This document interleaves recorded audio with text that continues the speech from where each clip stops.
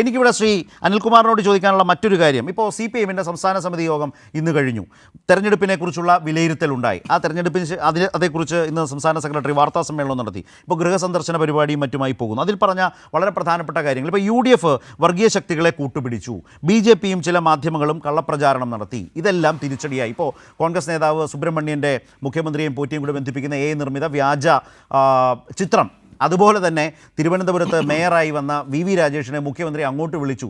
ഇപ്പോൾ തൗഫീഖ് അത് പറയുന്നത് കേട്ടു. വസ്തുതകൾ വ്യക്തമാക്കപ്പെട്ടിട്ടും അദ്ദേഹം അത് ആവർത്തിക്കാൻ ശ്രമിക്കും. നമ്മൾ ഈ ചർച്ച സാന്ദർഭികമായി പറഞ്ഞതാണ്.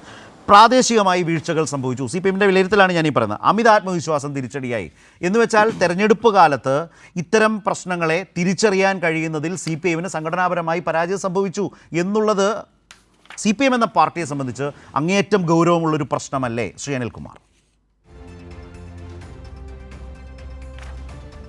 അതെ, CPM ഉണ്ടായ കാര്യങ്ങളെല്ലാം ഗൗരവത്തോടെയാണ് കാണുന്നത്. പക്ഷെ ഒരു കാര്യത്തിൽ ഞങ്ങൾക്ക് വളരെ ആശ്വാസമുണ്ട്. എന്താണ് ആശ്വാസം? ലോക്സഭാ തെരഞ്ഞെടുപ്പിലാണ് 66 ലക്ഷം വോട്ടിലേക്ക് LDF താഴോട്ട് പോയത്. ചരിത്രത്തിൽ അങ്ങനെ കുറഞ്ഞിട്ടില്ല, ആദ്യമായിട്ടായിരുന്നു. അതിന് കാരണം നമ്മുടെ രാജ്യത്താകമാനം ഉണ്ടായ വർഗീയവൽക്കരണം ഒരു ഭാഗത്ത് മോദിയും BJP ഉയർത്തി. അതിനോടുള്ള മതന്യൂനപക്ഷങ്ങളുടെ പ്രതികരണം ശക്തമായി.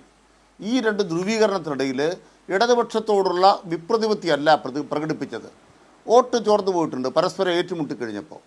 ഞങ്ങളുടെ പ്രധാനപ്പെട്ട ലക്ഷ്യം എന്തായിരുന്നു? ഞങ്ങളുടെ അടിത്തറ തിരിച്ചു പിടിക്കുക. ഞങ്ങളുടെ അടിത്തറ തിരിച്ചു പിടിക്കുമ്പോൾ ഞങ്ങൾക്ക് നല്ല ബോധ്യമുണ്ട് BJP ശക്തിപ്പെടാതിരിക്കണം. ഞങ്ങളുടെ അടിത്തറ തിരിച്ചു പിടിക്കുക എന്നാൽ BJP-യെ ദുർബലപ്പെടുത്തുക തന്നെയാണ്. BJP-യെ ദുർബലപ്പെടുത്തിക്കൊണ്ട് അടിത്തറ തിരിച്ചു പിടിക്കാൻ കഴിയൂ. ഇപ്പോൾ അത് 84 ലക്ഷം വോട്ടായി മാറി. ഒരു 17 ലക്ഷം വോട്ട് വർദ്ധിച്ചു എന്ന് പറഞ്ഞാൽ കണക്കെന്താണ്? ചെറിയ കണക്കല്ല. അതിൻ്റെ ഭാഗമായിട്ട് അടിത്തറ ശക്തമായി. 84 ലക്ഷം വോട്ടെന്ന് പറഞ്ഞാൽ കഴിഞ്ഞ നിയമസഭാ തെരഞ്ഞെടുപ്പിൽ 90 ലക്ഷം വോട്ടേ ഉള്ളൂ. കഴിഞ്ഞ തദ്ദേശ തെരഞ്ഞെടുപ്പിൽ 90 ലക്ഷം വോട്ടേ ഉള്ളൂ. ഇപ്പം ഞങ്ങൾക്ക് വോട്ടിൻ്റെ കുറവ് 6 ലക്ഷം വോട്ടേ ഉള്ളൂ. പക്ഷേ UDF-ന് ഇപ്പോൾ 90 ഉണ്ടെന്ന് കൊണ്ട് കാര്യമില്ല. അതിൽ അവരുടെ കയ്യിലുള്ള ആ 90-ൽ 6 ലക്ഷവും മലപ്പുറത്ത് മാത്രമാണ്.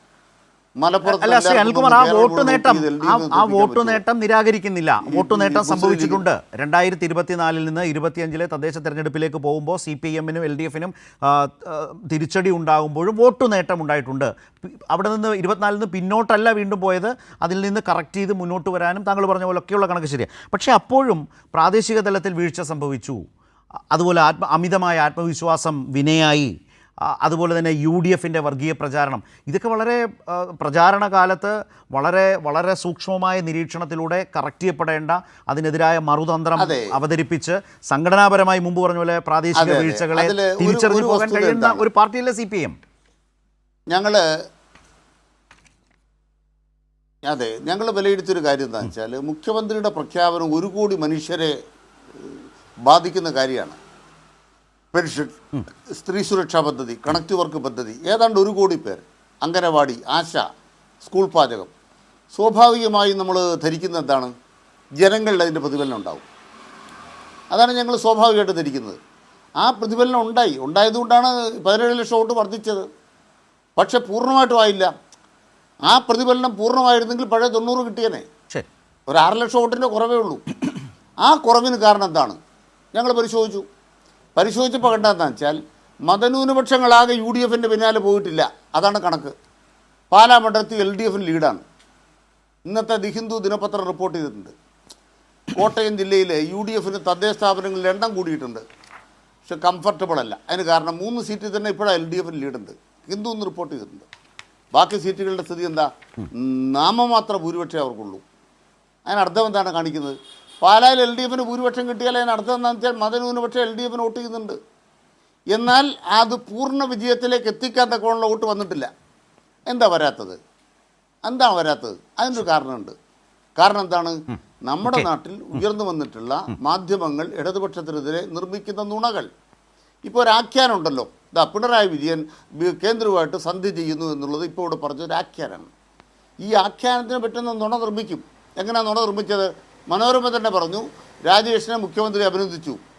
അപ്പം തന്നെ VT ബൽറാം പറഞ്ഞു, ബാക്കി ഒരു 4 മേയർമാരുണ്ട്, അവരെന്താ അഭിനന്ദിക്കാത്തത്? അപ്പം നുണ നിർമ്മിക്കപ്പെട്ട് കഴിഞ്ഞു. ഇത് തിരുത്തി കഴിയുമ്പം ആഖ്യാനം അവിടെ സ്ഥാപിക്കപ്പെടുകയാണ്. ഇങ്ങനെ UDF ഉണ്ടാക്കുന്ന ആഖ്യാനം സ്ഥാപിക്കുകയോ മാധ്യമങ്ങൾ ആഖ്യാനം നിർമ്മിക്കുകയോ ചെയ്യുന്നൊരു കേരളത്തിൽ ഇപ്പോൾ ഈ തടസ്സങ്ങളൊക്കെ വന്നിട്ടുണ്ട്. ഓക്കെ, മറികടക്കാനാകും എന്ന ആത്മവിശ്വാസമാണ് പാർട്ടി ഞാൻ സംസ്ഥാന കമ്മിറ്റി ഞാൻ മുന്നോട്ട് ശ്രീ വെച്ചത്.